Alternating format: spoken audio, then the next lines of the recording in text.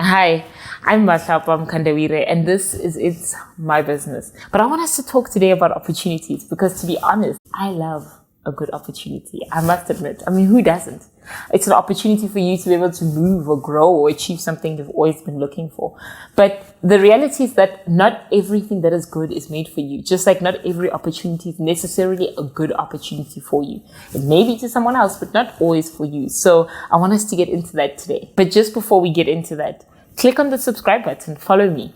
Join the It's My Business boat. I'm going to be uploading so much incredible content, and we're actually talking about business. We're talking about growing the landscape of African business. Make sure you do join the family.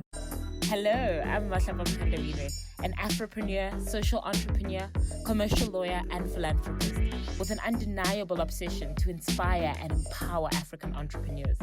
And that's why I'm making your business my business. The first thing that I'd love to advise you to do is to figure out where you're actually trying to go. What is it that you're trying to achieve? Because if you don't have a clear picture of that, anything that seems good or seems like it could succeed, you're just going to jump onto it. Granted, yes, there are people who have bumped into certain opportunities that they weren't even thinking about and they succeeded at it. But I think if you do have some sort of a vision or you have a direction or something that you're building, you should try to find things that are rather aligned to that. And opportunities in that line rather than just anything that looks good, right? Anything that seems a little shiny that can come out or seem like it could actually be beneficial for you, you'll just jump onto it. And that might mean actually potentially using a vision board. That's something that I actually use, and it's been something that's really beneficial for me. But I encourage you to do that. To get a vision board, write down and put out where you're trying to go, what things are you trying to achieve. If you do that, you'll start to see that you won't easily be enticed to go in a direction that doesn't necessarily suit where it is you're trying to go and what it is you're trying to do. Now, the other thing that I'm going to encourage you to do is to establish what are your values.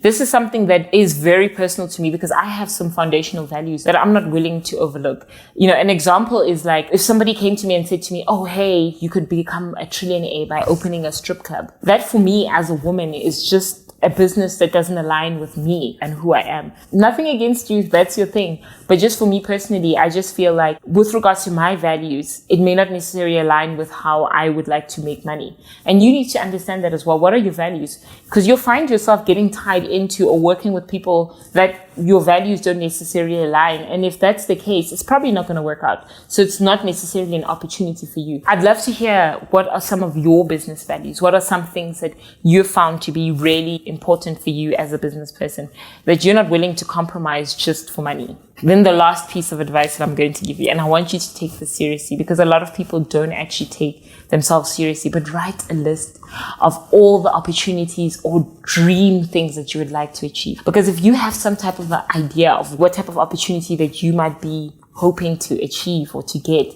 my word, it just changes the whole ball game.